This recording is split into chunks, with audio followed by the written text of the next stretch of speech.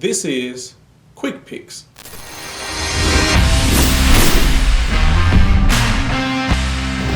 Okay guys, welcome back to QuickPix. This is Alvin. For today's QuickPix, we have 3 restaurants, 3 menu items, and I have 3 seconds to pick.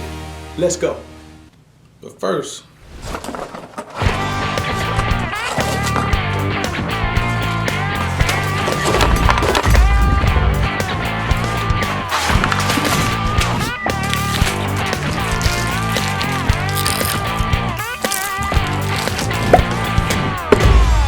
okay, so here we go.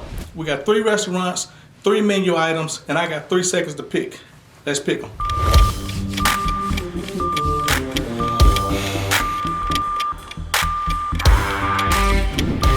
What is QuickPix? Well, I'm glad you asked. This is when we pick from a number of extracted Photoshop layers and place them in the QuickPix box to create an amazing quick composite.